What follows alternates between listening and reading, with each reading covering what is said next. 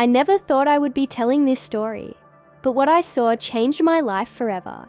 Some experiences are so profound, so earth-shattering, that they demand to be shared, even when every fiber of your being wants to keep them locked away. What I witnessed during those moments between life and death wasn't just a glimpse of the afterlife. It was a complete revelation of everything we think we know about existence itself. My name is Sarah Mitchell, and until 6 months ago, I was just another emergency room nurse at Mercy General Hospital in Portland. 15 years of working the night shift had taught me to expect the unexpected, to stay calm in chaos, and to accept that sometimes, despite our best efforts, death wins. I'd seen countless patients slip away, held their hands as they took their final breaths, and comforted their grieving families. But nothing in my medical training could have prepared me for what happened that rainy October night. October 12, 2023, started like any other Thursday. I'd just finished a grueling 12-hour shift, filled with the usual parade of injuries, illnesses, and human drama that defines emergency medicine. The autumn storm that had been threatening all day had finally broken, drumming against the hospital windows with an intensity that matched my exhaustion. All I could think about was getting home to my husband Mike and our 2 teenagers, maybe catching a few hours of sleep before my youngest soccer game that afternoon. The hospital parking lot was nearly empty when I finally walked out at 7:15 a.m. The rain had turned to a fine mist, creating halos around the sodium vapor lights that still burned in the pre-dawn gloom. I remember checking my phone one last time. A text from Mike asking if I wanted him to save me some of the pancakes he was making for the kids. I smiled, typed back a quick, "Yes please," and slipped behind the wheel of my Honda Civic. The drive home was one I'd made thousands of times before. 20 minutes of familiar curves and traffic lights. My muscle memory doing most of the work while my mind wandered to thoughts of a hot shower and warm bed. I was only 5 minutes from home, crossing the Morrison Bridge, when it happened. Later, the police would tell me that a semi-truck had jackknifed on the wet pavement, its trailer swinging like a massive pendulum across 3 lanes of traffic. But in that moment, all I saw was a wall of metal appearing out of nowhere in my headlights. Time didn't slow down like people always say it does. Instead, it fragmented into crystal clear snapshots. The screech of tires on wet asphalt, the crunch of metal meeting metal, the weightless sensation as my car went airborne. I remember thinking, with the strange detachment that comes in moments of crisis, so this is how it ends. The airbag deployed in an explosion of white powder and force. But it was already too late. My car had broken through the bridge's guardrail, and I was falling. People often ask me if I was afraid in those final seconds. The truth is, fear came later. In that moment, there was only a profound sense of acceptance, and oddly enough, curiosity. As my car plummeted toward the dark water below, I found myself wondering what lay on the other side of that final threshold. I'd seen death so many times in my work, but always from the outside looking in. Now I was about to experience it firsthand. The impact with the water was devastating. The windshield shattered on contact, and freezing river water rushed in with such force that it felt like being hit by a truck all over again. I was still strapped into my seat, desperately trying to remember the protocol for escaping a sinking vehicle. Something I'd read about but never imagined I'd need to know. Release the seatbelt, wait for the car to fill with water, take a final breath, push out through the broken window, but my body wouldn't respond. Whether from the impact or the cold, I couldn't move. The last thing I remember was watching the early morning light fade above me as the car sank deeper into the Willamette River. My lungs were burning, screaming for air, and then everything changed. The pain vanished first. One moment I was drowning, and the next I felt absolutely nothing. No cold, no pressure, no desperate need for oxygen. The darkness that had been closing in was replaced by something else, something I still struggle to describe. It wasn't light exactly, but rather the complete absence of darkness. It was as if I had spent my entire life viewing reality through a dirty window, and suddenly someone had wiped it clean. I was no longer in my car, no longer in the river, no longer even in what I would call a physical body. Yet I was more present, more aware, more alive than I had ever been. Every memory, every thought, every emotion I'd ever experienced was simultaneously accessible and crystal clear. Time ceased to exist in any meaningful way. I was everywhere and nowhere, experiencing everything and nothing, all at once. And then I heard it, or rather felt it, a voice that wasn't a voice, a presence that defied description. What happened next would shake the foundations of everything I believed about life, death, and the nature of existence itself. But before I can tell you about that, you need to understand something crucial. What I experienced wasn't just a hallucination brought on by oxygen deprivation or a dream conjured by a dying brain. It was more real than anything I've ever known, and it changed not just my understanding of death, but of life itself. The presence I encountered wasn't what I expected.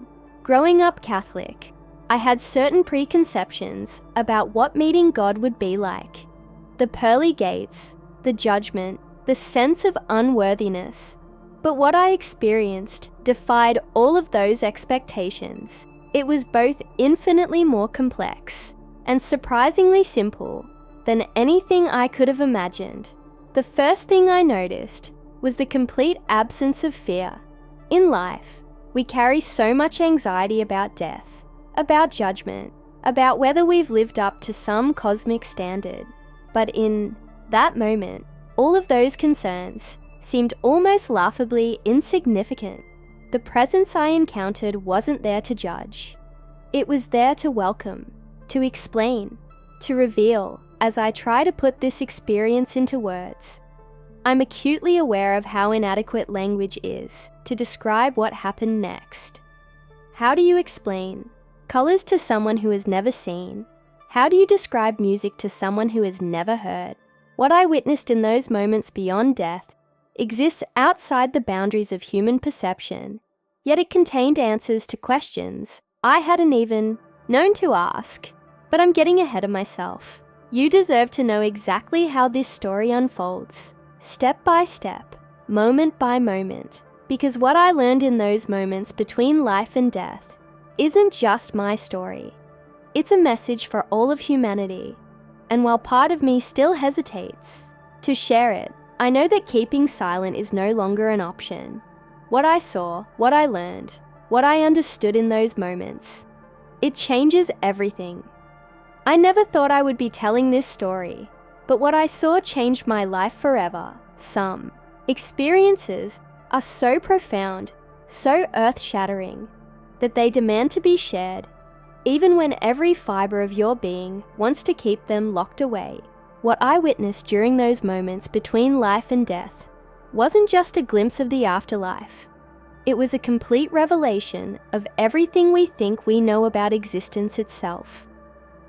Previous content remains the same, but I'm getting ahead of myself. You deserve to know exactly how this story unfolds, step by step, moment by moment, because what I learned in those moments between life and death isn't just my story.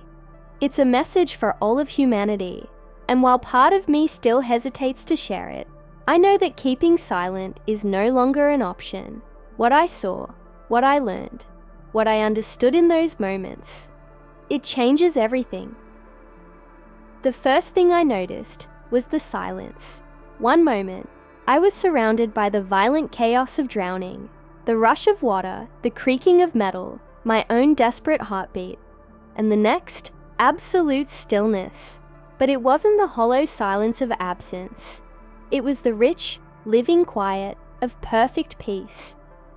I found myself floating above my car, watching as it continued its descent into the murky depths of the Willamette River. The scene below me was illuminated by the flashing lights of emergency vehicles that had already begun to arrive on the bridge. I remember thinking how strange it was that I felt no panic, no fear, as I watched my own body trapped inside that sinking vehicle. Instead, I was filled with a profound sense of calm, as if I was exactly where I needed to be. The first responders moved with practiced urgency. I watched as divers plunged into the cold water, their movements precise and determined. As a nurse, I'd been on the other side of countless emergencies, but there was something surreal about watching my own rescue unfold. I could hear their voices clearly, despite being suspended high above the water. Vehicle located, driver unresponsive, beginning extraction. Time seemed to flow differently in this state. I could focus on multiple things simultaneously, taking in every detail with perfect clarity. I saw the growing crowd of onlookers on the bridge, their faces painted in strobing red and blue from the emergency lights. I watched as a news van pulled up, a reporter already preparing to broadcast the morning's tragic accident. Then I saw Mike. My husband must have been dropping the kids off at school when he got the call. I watched as he pulled up to the scene, his face ashen as a police officer approached his car. Even from my elevated vantage point, I could read his lips as he spoke my name, could see the trembling in his hands as he gripped the steering wheel. I wanted desperately to reach out to him, to tell him I was okay, that everything was okay, but I couldn't. The strange thing about watching your own death is how distant it feels from everything you once thought was important. All the little worries and frustrations that had consumed my daily life, bills, work schedules, household chores, seemed almost comically insignificant now. What remained was pure love for Mike, for our children, for the life we'd built together. But even that love felt different now, expanded somehow, purified of all its earthly complications. That's when I first noticed the light. It wasn't like anything I'd ever seen before. Not the harsh glare of hospital fluorescence or the warm glow of sunset. This light seemed to come from everywhere and nowhere at once. And rather than illuminating the physical world, it revealed something else entirely. A reality that had always been there, but that our physical eyes are incapable of perceiving. Felt myself being drawn toward it, not by any external force, but by a deep recognition, like being called home after a long journey. The scene below, my submerged car, the rescue efforts, my grieving husband, began to fade, not into darkness, but into something else, something more real than what we call reality. As I moved toward the light, I became aware of a presence. No, that's not quite right. I became aware that I was in the presence of presence itself. It was as if everything I'd ever known about love, wisdom, and understanding was just a shadow cast by this infinite source. And then, I heard my name. I say heard, but it wasn't with ears. The sound seemed to come from everywhere at once, resonating not through the air, but through the very essence of my being.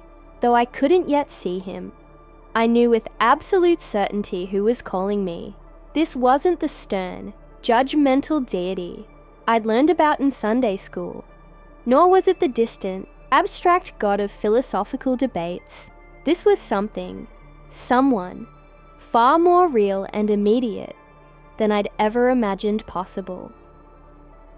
The voice spoke my name again, and this time, I felt myself drawn even closer to its source.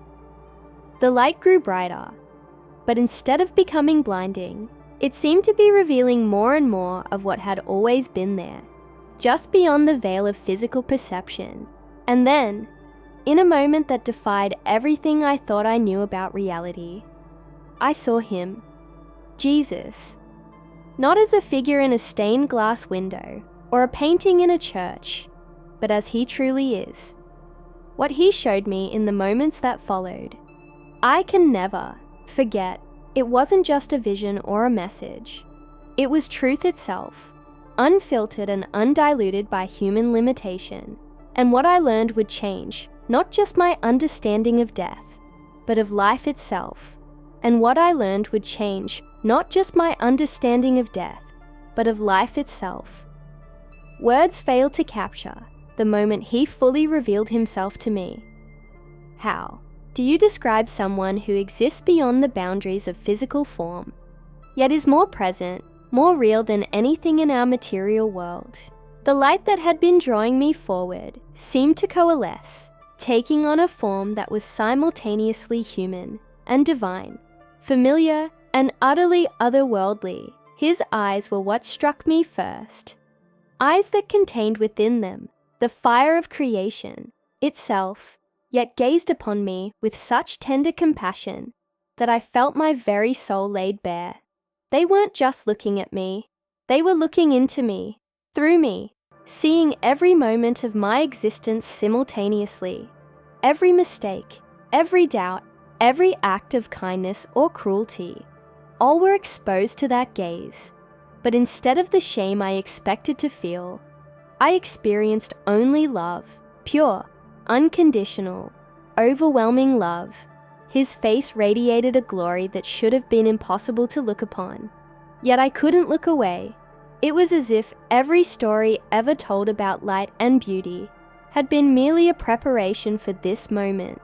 His features were both distinct and fluid, shifting between expressions of joy, solemnity, and something I can only describe as divine urgency. The scars were there, the marks of crucifixion transformed into symbols of triumph, but they now shone with a light of their own, like precious gems catching the sun. When he spoke, his voice resonated through every fiber of my being. It wasn't just sound, it was pure truth given form. Each word carried within it layers of meaning that unfolded like the petals of an infinite flower.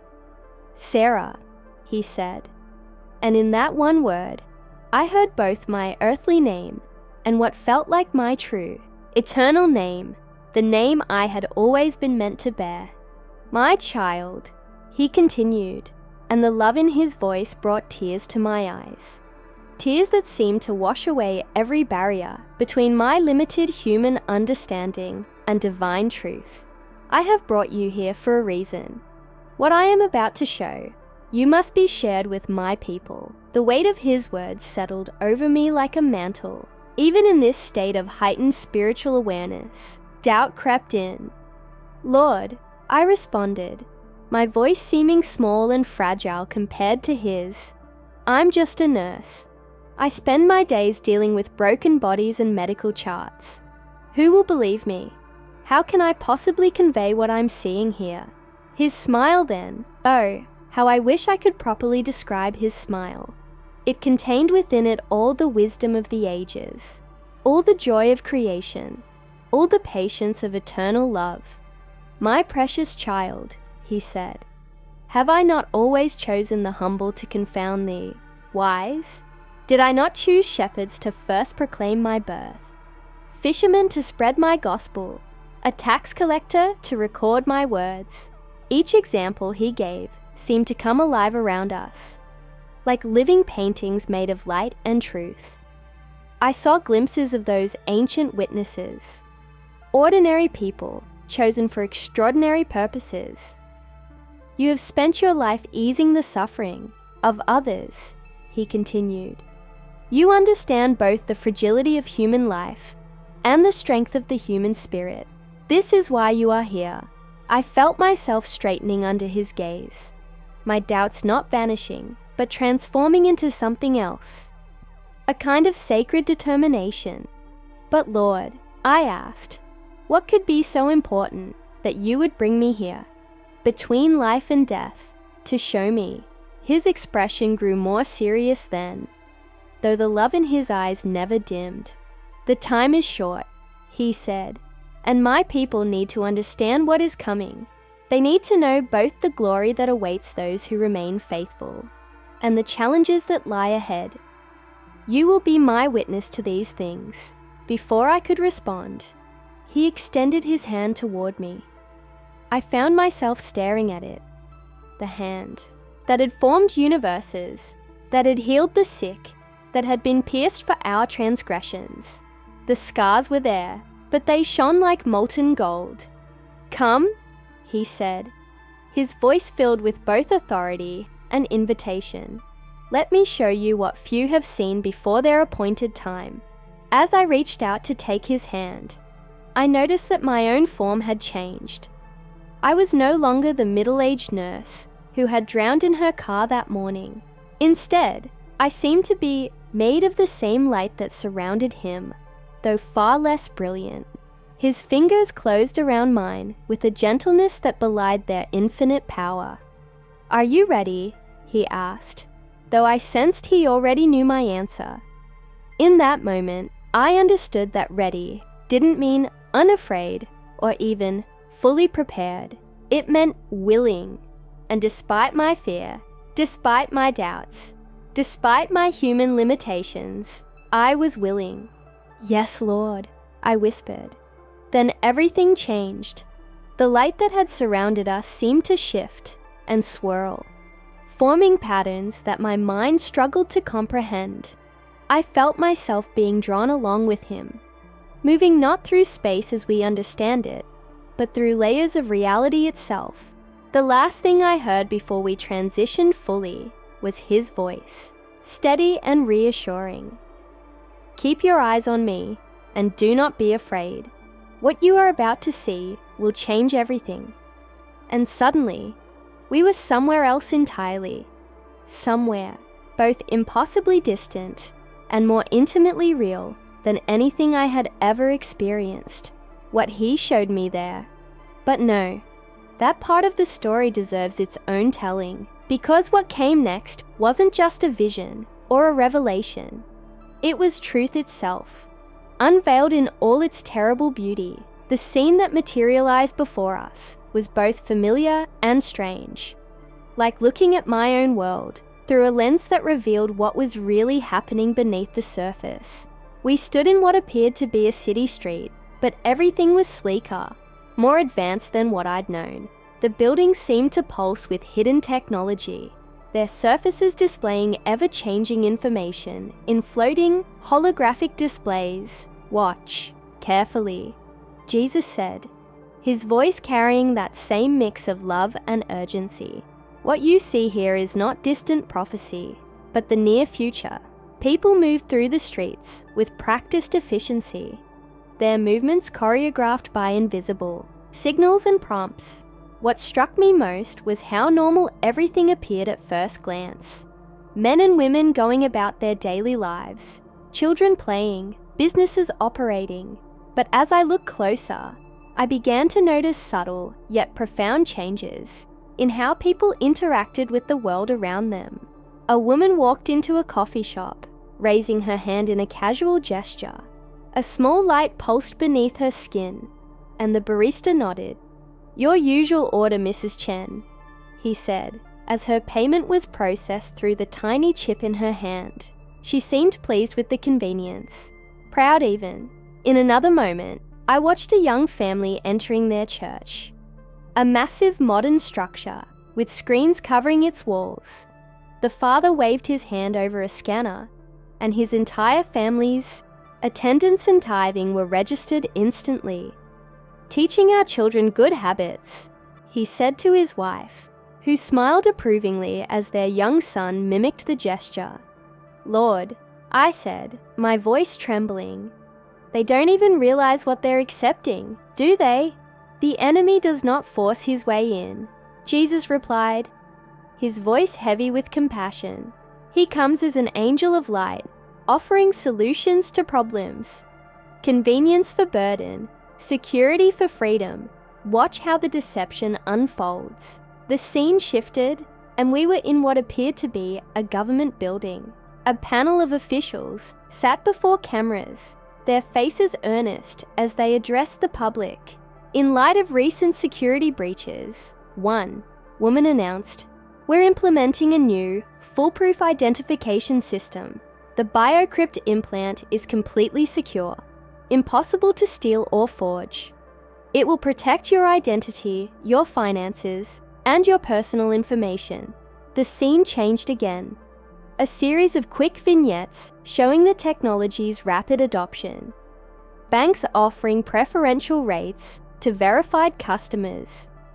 Employers requiring implants for security purposes. Schools implementing them to protect our children. Each step seemed reasonable, beneficial even. We watched as religious leaders stepped forward to endorse the technology. God gives us wisdom to advance, one prominent pastor declared from his pulpit. These innovations are gifts to help us build his kingdom more efficiently. The congregation nodded in agreement, their faces illuminated by the soft blue glow of their phones and tablets. But Jesus drew my attention to what was happening beneath the surface. With each convenience accepted, each freedom willingly surrendered, I could see dark tendrils of control spreading through the social fabric. People became more dependent on the system, more accepting of surveillance, more willing to conform to the digital expectations placed upon them. "Notice," Jesus said, gesturing to a group of holdouts, people who refused the implants. They struggled to buy groceries, were denied entry to buildings, couldn't access public transportation. Their lives became increasingly difficult, but few seemed to question whether this was right or just. The deception is in making it seem like the only rational choice, Jesus explained. Those who resist are labeled paranoid, anti-progress, even anti-faith. The pressure to conform comes not through force, but through the subtle weight of social and economic exclusion.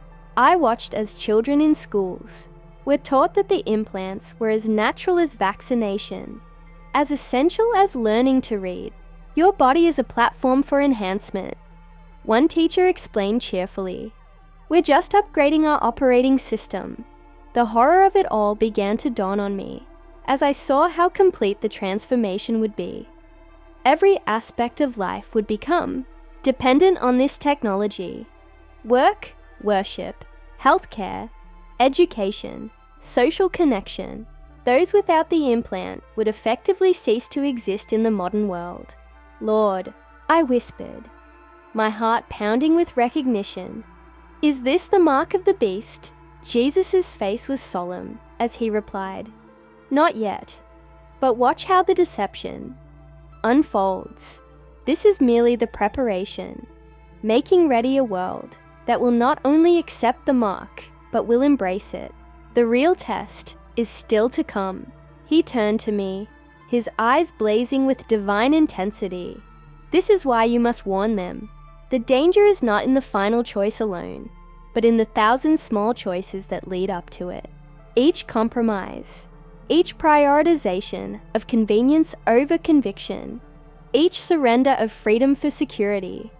These are the steps that make the final deception possible." I watched as people willingly lined up to receive their implants, celebrating their integration into this new system. They couldn't see what I saw, the spiritual darkness gathering behind the glossy veneer of progress. They couldn't feel what I felt, the weight of chains being forged in the name of freedom. "But Lord," I protested, "how can anyone resist? The pressure, the isolation, the practical impossibility of living without it. With man, this is impossible," Jesus said, echoing his ancient words. "But with God, all things are possible.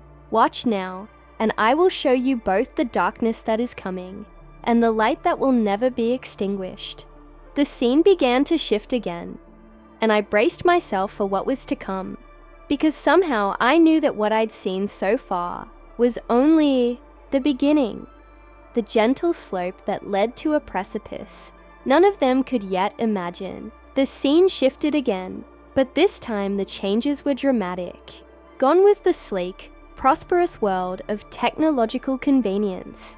Instead, Jesus and I stood in the midst of what looked like a global catastrophe, unfolding in real time. "Watch," he said softly, "how desperation paves the way for deception." Multiple crises had hit simultaneously. On the streets, people fought over basic supplies as the global financial system collapsed. Digital currencies had failed, traditional banks had folded, and chaos reigned.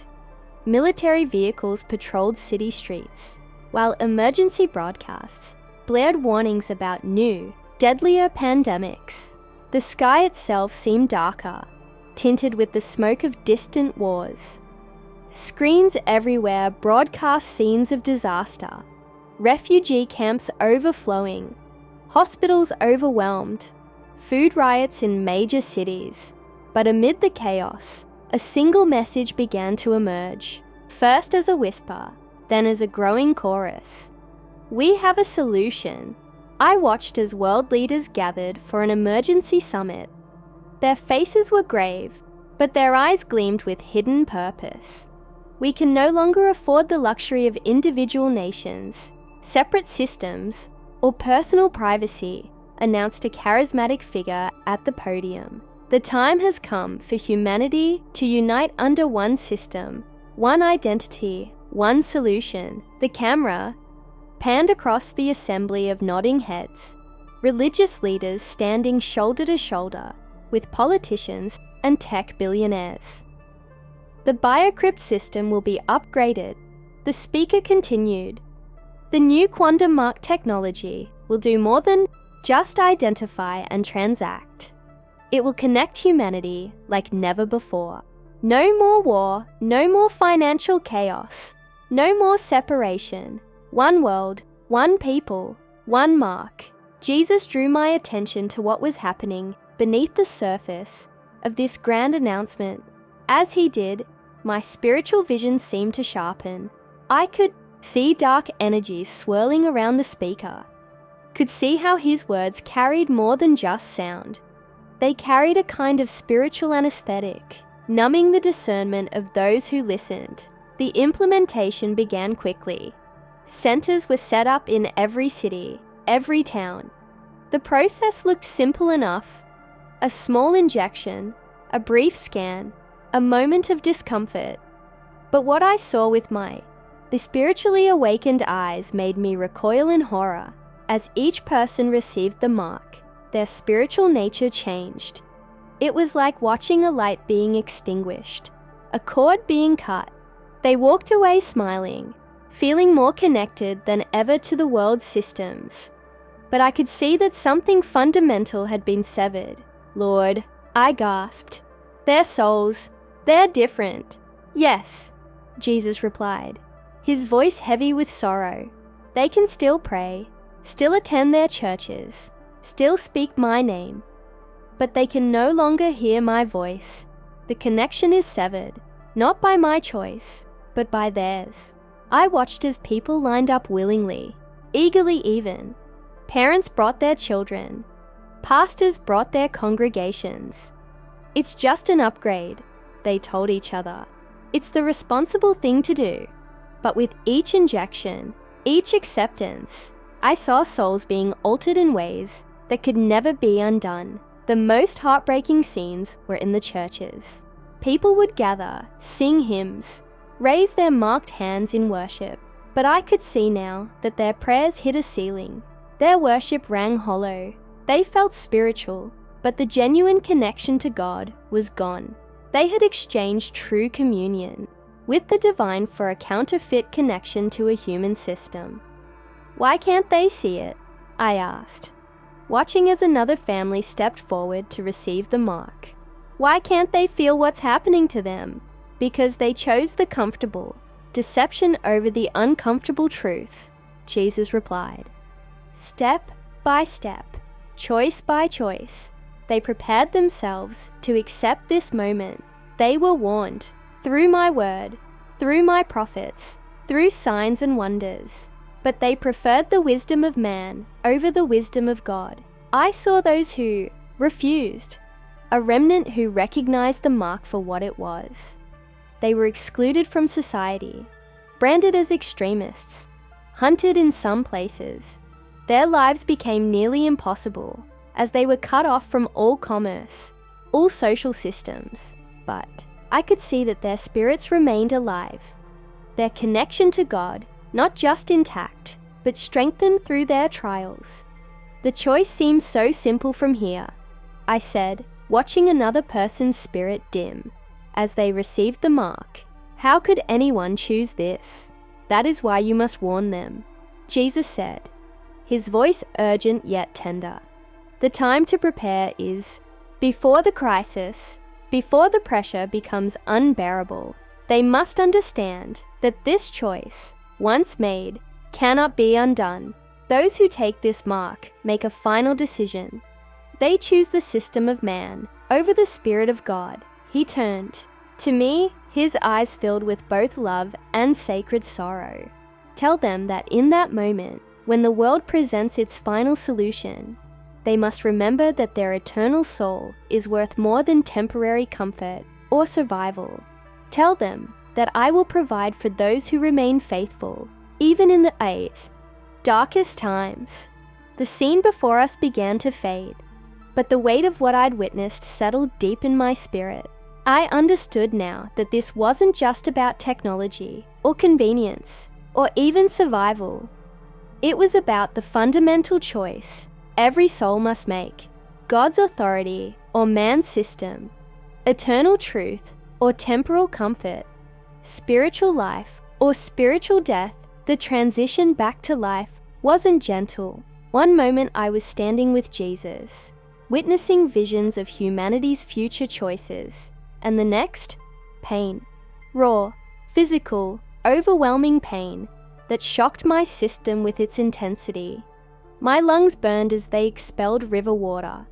My chest ached from CPR compressions, and every nerve ending seemed to fire at once. I heard voices, distant at first, but growing clearer. "She's back! Get a trauma team in here now!" The harsh fluorescent lights of the emergency room assaulted my eyes. The same ER where I'd worked countless shifts, now seen from an entirely different perspective. A cardiac monitor beeped rapidly, recording my return to life. The familiar became strange as I processed both realities simultaneously. The eternal truths I'd witnessed, and the immediate medical crisis I was part of. "Sarah, can you hear me?" Dr. Rodriguez's face appeared above me, concern etched in his features. "Squeeze my hand if you can hear me."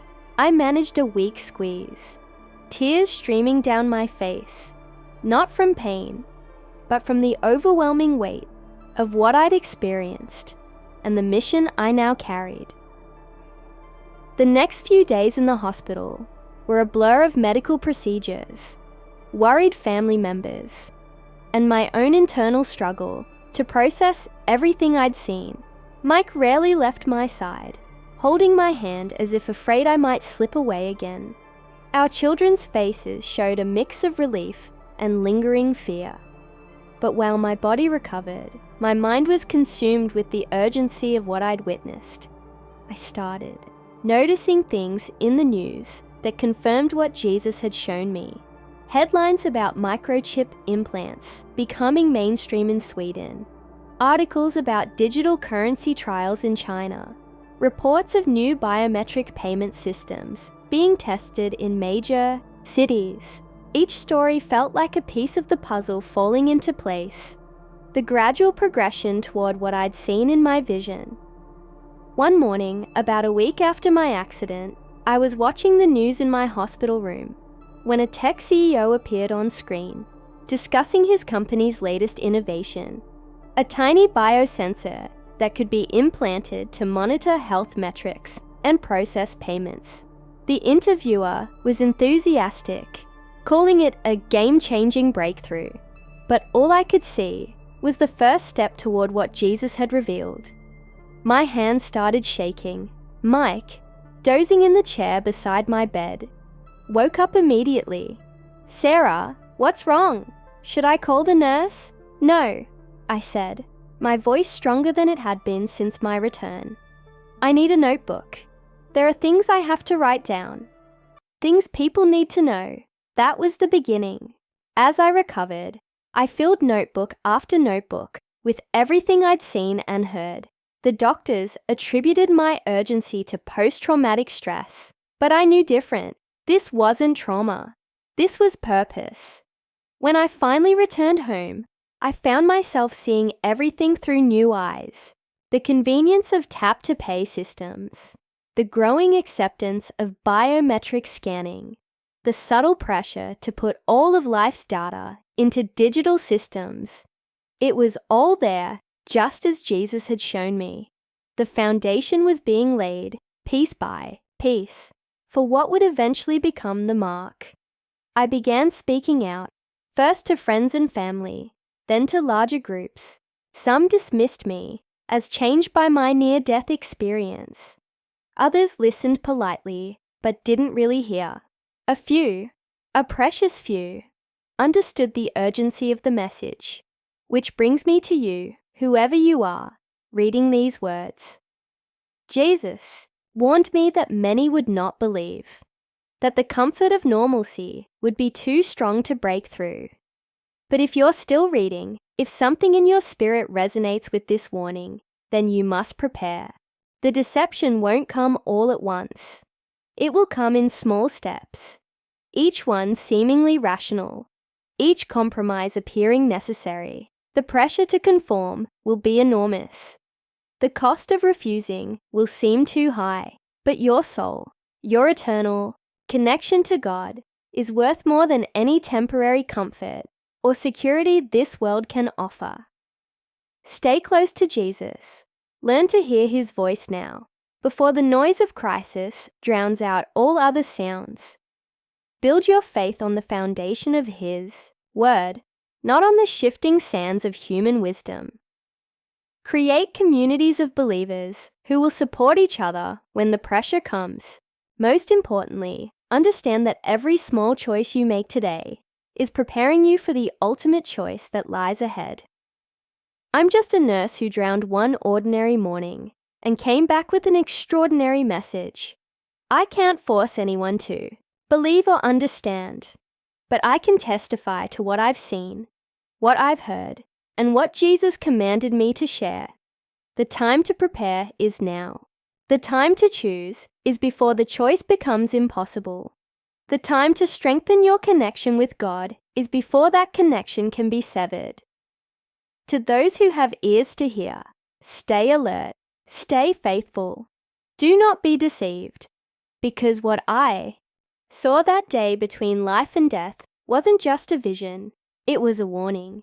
And now you've heard it too.